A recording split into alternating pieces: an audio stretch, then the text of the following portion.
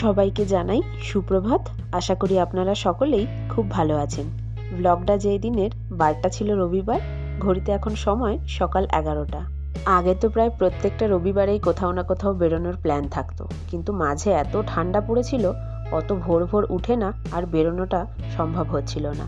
তো আজ আবার বহুদিন পর এই রবিবারটাতে ভাবলাম বাড়ির কাছাকাছি কোনো একটা জায়গা থেকে ঘুরে আসি। তাই বেশ অনেকটা বেলা করেই এখন বেরোচ্ছি। আরও একটুখানি বেলা করে বেরোলে হতো, কিন্তু রাস্তায় প্রচণ্ড জ্যাম লেগে যায়, তো তাই আর কি কিছুটা সময় হাতে নিয়ে এই এখন বেরিয়ে পড়লাম। কোথায় যাচ্ছি তা অবশ্য আমিও জানি না, শ্রীহানের বাবাই জানে। বলেছিলাম যে কাছাকাছি কোনো একটা জায়গাতে নিয়ে যেতে, যাতে একটুখানি বেলা করে বেরোতে পারি আর তাড়াতাড়ি ঘুরে যেন ঘরেও ফিরতে পারি। দাঁড়ান, আরও কিছুটা যাই, তারপরে বরং ওর বাবাকে গিয়ে জিজ্ঞেস করব যে আমরা কোথায় যাচ্ছি। এই জায়গাটায় না এখন বড্ড জ্যাম লেগেছে। আর এই যে এটা দেখলেন, এটা হচ্ছে ট্যাক্সি স্ট্যান্ড। আমাদের ওখানে তো অনেক ধরনের বাস স্ট্যান্ড থাকে, এখানে তবে বাস স্ট্যান্ড আপনি দেখতেই পাবেন না। যেখানেই যাবেন না কেন এরকম বড় বড় ট্যাক্সি স্ট্যান্ড রয়েছে। আর এই দেওয়ালটিতে দেখুন কি অসম্ভব সুন্দর সমস্ত পেন্টিং করে রেখেছে। বড্ড পরিষ্কার পরিচ্ছন্ন কিন্তু এই শহরটি। আপনি যেদিকেই তাকাবেন অন্ততপক্ষে একটি করে ডাস্টবিন দেখতেই পাবেন। প্রথম যখন আমরা শিলংয়ে আসি এই রাস্তাটি ধরেই কিন্তু এসছিলাম। আজ আবার আমি যাচ্ছি দ্বিতীয়বারের জন্য এই রাস্তা দিয়ে। পাহাড়ি রাস্তা দিয়ে যেতে এমনিতেই ভীষণ ভালো লাগে। আর তারপরে এই রাস্তাগুলোর দুধারে এত সুন্দর সুন্দর পাইন গাছ রয়েছে, সেগুলো দেখতে দেখতে যেতে যেতে আপনি যে কখন পৌঁছে যাবেন তা নিজেই বুঝতে পারবেন না। গাড়িতে গানের আওয়াজ শুনে শ্রীহানও কেমন সুরে সুর মিলাচ্ছে। দাঁড়ান, সেটা আপনাদেরকে একবার শোনাই বরং।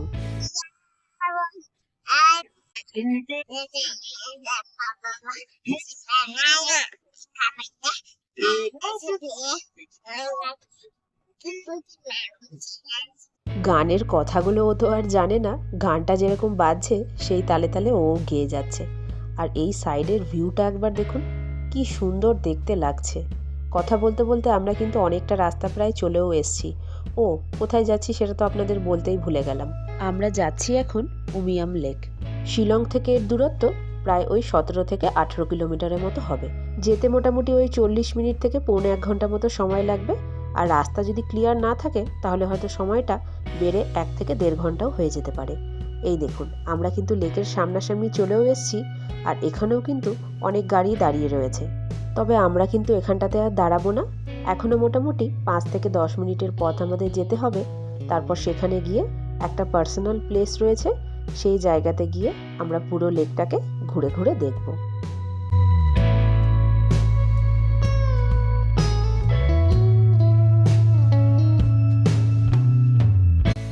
চলুন, চলে এসছি সেই জায়গার। দাঁড়ান, গেটটা আবার ক্রস করে গেছি। ব্যাক করে এসে গাড়িটাকে আবার গেটের ভেতরে ঢোকাতে হবে। এই দেখুন, উমিয়াম লেক শুরু হলো এখান থেকে লেকের জার্নি। চলুন ভেতরটাতে যাই, গিয়ে তারপর আপনাদের পুরোটা দেখাচ্ছি। এটা হচ্ছে পার্কিং লটটা। তবে হ্যাঁ, তার আগে আপনাদেরকে একটা কথা জানিয়ে রাখি, এই উমিয়াম লেকের কিন্তু দুটো পার্ট আছে। একটা হলো সিভিলিয়ানদের জন্য, আরেকটা হচ্ছে অনলি ডিফেন্স পার্সনের জন্য।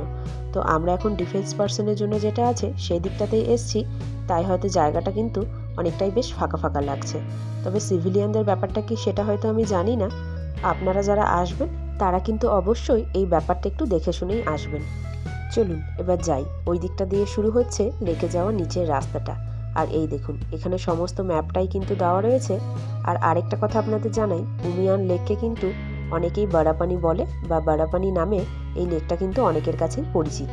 লেকের শুরুতেই চারিধারটা দেখুন এত সুন্দরভাবে পরিপাটি করা আছে, মনে হচ্ছে এখানটাতে বসেই যেন বেশ কিছুটা সময় কাটিয়ে দেওয়া যায়। গাছগুলোর তলাগুলোও ভীষণ সুন্দর লাগছে। চলুন ওদিকটাতে গিয়ে আরো দেখি কি কি জিনিস রয়েছে।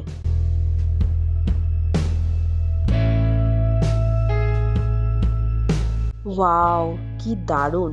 এখানে না জলের কালারগুলো সত্যি মারাত্মক সুন্দর। গাছের কালার আর জলের কালার দেখুন একেবারে হুবহু এক। আর এই সাইডটা দেখতে তো আরো সুন্দর লাগছে। সূর্যের তাপটা এমনভাবে জলের উপর পড়ছে, জলটা দেখুন কি সুন্দর চিকমিক করছে।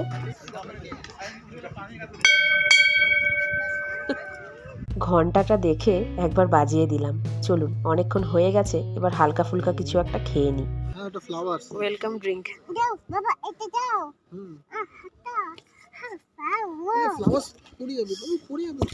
বসো বসো, জল খাবে, বসো বসো।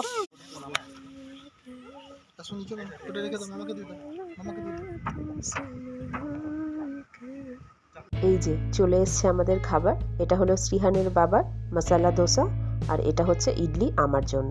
চলুন এবার ঝপাঝপ করে খেয়ে নিই, তারপর আবার বাকিটা ঘুরে দেখব। ওই দেখুন দূরে একটা বোট দেখা যাচ্ছে, ওটা এক পাক ঘুরে এলে তারপর আমরা আবার যাব বোট রাইডে। তবে এখানে কিন্তু বিশেষ কিছু করবার নেই, একদম ফ্যামিলিকে নিয়ে এসে আপনি যদি কিছুটা সময় এখানে কাটাতে চান তাহলে কিন্তু সেটা করতে পারেন। তাছাড়া কিন্তু এখানে আর সেরকম অ্যাক্টিভিটিও কিছু নেই, শুধু এই লেকটুকুনিই যা, আর তার সাথে বোট রাইডটা। বোটটা এক পাক ঘুরে এলো, কিন্তু এইবারটা তো আমাদের যাওয়া হলো না। এখানে অনেকেই আগে থেকে অপেক্ষা করছিল, তো তারা ঘুরে আসুক, তারপর না হয় আমরা বেশ ফাঁকা ফাঁকাতেই ঘুরে আসতে পারবো। চলুন তার আগে এই লেকটার চারি সাইডটা আপনাদেরকে একটু ঘুরিয়ে দেখাই। সূর্যের তাপটা পড়ছে, চলে গেল বোট। দেখ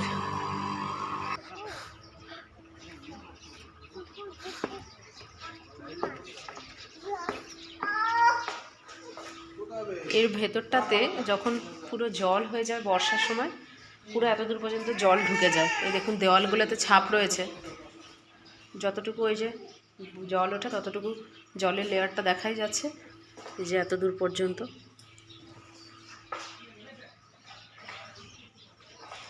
কাঁচগুলো দেখলেও বোঝা যাবে, এই দেখুন কাঁচগুলোতেও পুরো নোংরা নোংরা হয়ে আছে, মানে এত দূর পুরো জল উঠে যায়।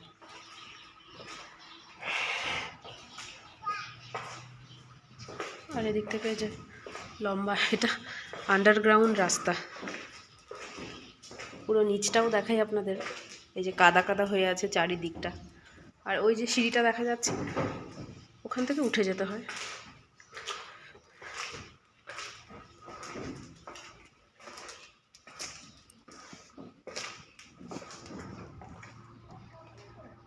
এই দেখুন এখান থেকে পুরো লেকটা।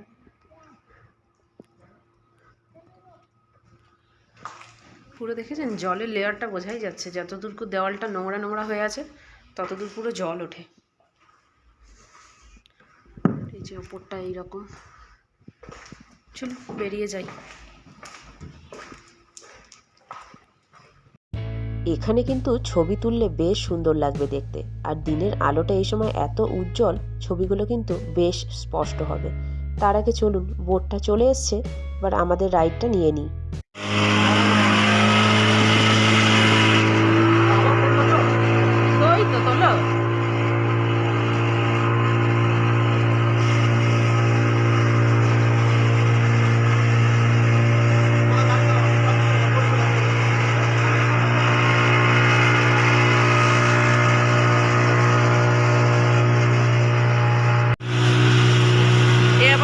চালাচ্ছে, মুখ থেকে নামা, মুখ থেকে নামা।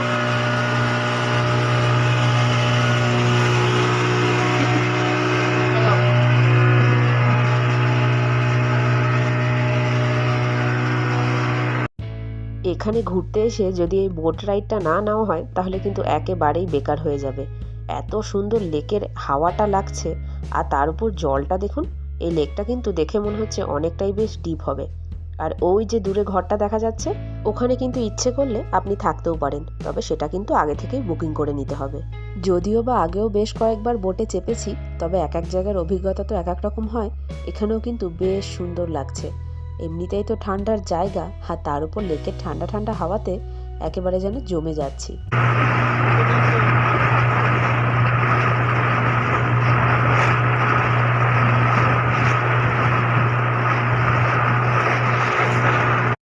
আমার ওই চ্যাংটিকে দেখুন, নতুন জায়গা পেয়ে কি করবে সেটা আর বুঝতে পারছে না, এদিক ওদিক ছোটাছুটি করছে। শ্রীহানের বাবা ছেলে সামলাতে ব্যস্ত। চলুন এই ফাঁকে আমি একবার বোটটাকে চালিয়ে নিই।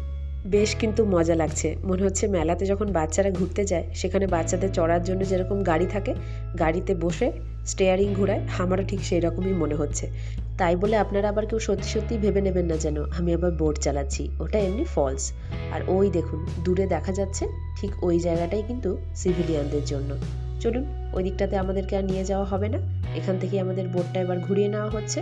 আর সূর্যটাকে একবার দেখুন, গোটা লেকের একেবারে মাঝ বরাবর। এতক্ষণ আমরা লেকের মাঝখান থেকে আসছিলাম, আর এখন একদম সাইড বরাবর যাচ্ছি।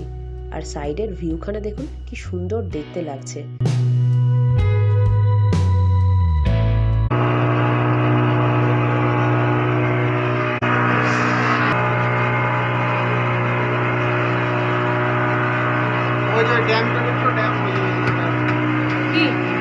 জ্যামটা একদম।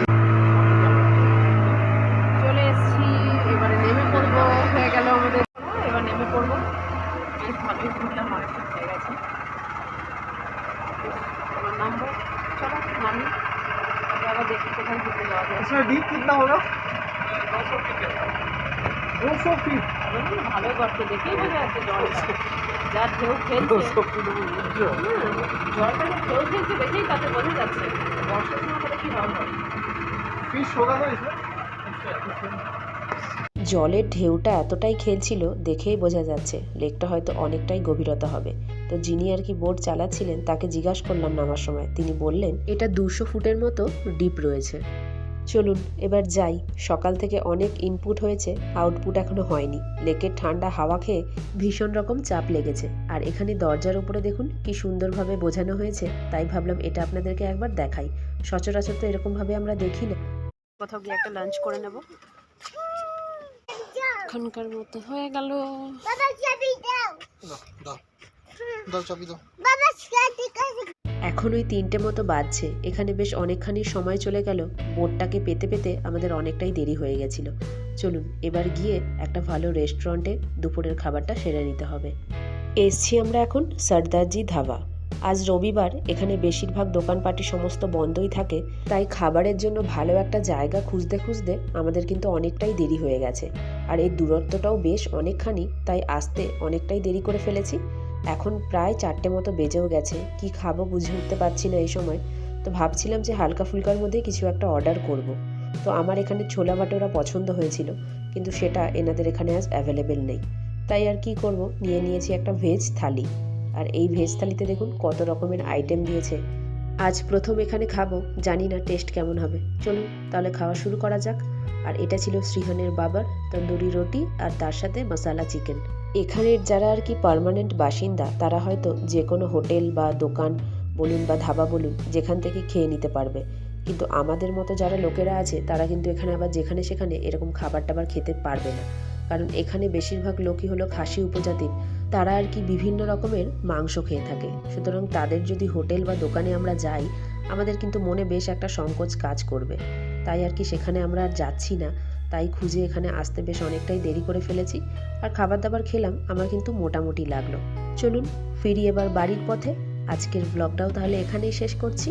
ভালো লাগলে একটা করে লাইক কমেন্ট শেয়ার করবেন। তাহলে সকলেই ভালো থাকবেন, সুস্থ থাকবেন। খুব তাড়াতাড়ি দেখা হবে পরের আরেকটি নতুন ব্লগে।